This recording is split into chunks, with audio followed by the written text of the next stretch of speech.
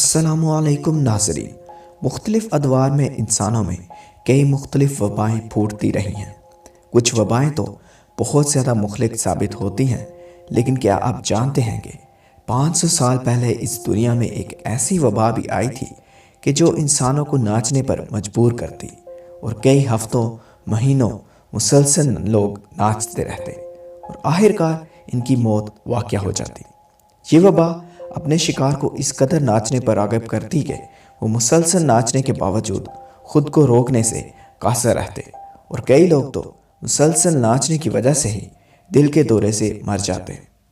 اس عجیب سی ناچنے والی بیماری، جس پر یقین کرنا بھی مشکل ہوتا ہے، نے یورپ کو ہلا کر رکھ دیا۔ آج اس ویڈیو میں ہم اسی وبا کے بارے میں جانیں گے۔ اس وبا کے بارے میں تمام حقیقت جاننے کے لیے میرے ساتھ آخر تک رہیے۔ ویڈیو شروع کرنے سے پہلے براہ کرم سبسکرائب کیجئے اور گھنٹی کے بٹن کو دبا دیجئے تاکہ ہماری ہر آنے والی ویڈیو آپ تک پہنچ سکے۔ اس سب کی شروعات صرف چند لوگوں سے ہوئی جو جولائی کی تپتی گرمی میں اپنے جسم مٹکاتے ناچتے جا رہے تھے۔ ان کے کپڑے پسینے سے شرابور تھے، پاؤں چھالوں اور درد سے بھر چکے تھے، لیکن وہ اپنے آپ کو ناچنے سے روکنے میں ناکام تھے۔ اس بارے میں ایک اعلیٰ درجے کے طبیب پراسیلسس کے 1530 میں لکھے گئے ایک کھاتے کے مطابق سٹراسبرگ کی یہ ناچنے والی طاعون کی بیماری 1518 میں جولائی کے وسط میں شروع ہوئی، جب ایک عورت فراؤ ٹرفیلا نامی اپنے گھر سے باہر آئی اور کئی دنوں تک مسلسل ناچتی رہی، جو اپنے آپ کو روکنے سے بالکل قاصر تھی۔ ہفتے کے اندر ہی کئی درجن لوگ بھی اس کے ساتھ شامل ہو گئے اور مسلسل ناچتے رہے۔ سٹراسبرگ شہر، جو کہ آج فرانس میں آتا ہے، اس شہر کے ہی ایک لکھاری سیبسٹین برنٹ نے لکھا ہے کہ وہاں کے ڈاکٹروں کا ماننا تھا کہ یہ بیماری دماغ کے خون کا حد سے زیادہ گرم ہونے کا نتیجہ ہے۔ جولائی سے اگست تک ان ناچنے والوں کی تعداد 400 تک پہنچ چکی تھی اور مزید بڑھ رہی تھی۔ اس شہر کی کونسل، جن کو یہی حل نظر آیا کہ مزید ناچنے سے یہ لوگ ٹھیک ہو جائیں گے، لہٰذا انہوں نے ایک کھلی ہوا میں صاف میدان تیار کیا اور وہاں پر غلے کی منڈی بھی لگائی۔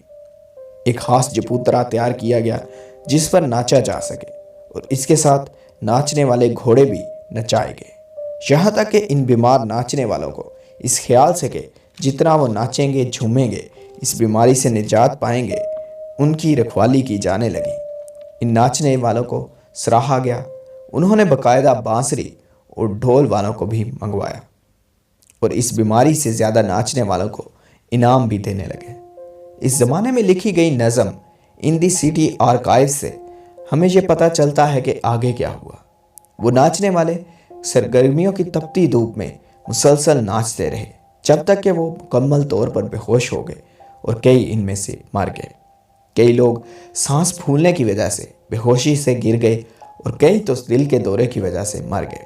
تب اس علاقے کی کونسل کو سمجھ آیا کہ انہوں نے اس بیمار لوگوں کو اکسا کر بہت بڑی غلطی کر دی ہے۔ انہوں نے یہ نتیجہ اخذ کیا کہ یہ لوگ کسی بیماری سے نہیں بلکہ کسی آسمانی آفت سے دوچار ہیں۔ اس نتیجے پر پہنچتے ہی اس پورے شہر میں لوگوں کو توبہ کرنے کا حکم دیا گیا، اور موسیقی کے آلات مکمل طور پر پورے شہر میں بند کر دیے گئے۔ اس کے بعد ان بیمار لوگوں کو باندھ دیا گیا اور ان کے خون میں لتھڑے پاؤں پر لال جوتے پہنائے گئے۔ ان کا علاج کرنے کی بے جا کوششیں کی گئی، لیکن یہ بیماری ستمبر تک چلتی رہی اور پھر پورے سرار طور پر ختم ہو گئی، جیسا کہ یہ پورے سرار طور پر شروع ہوئی تھی۔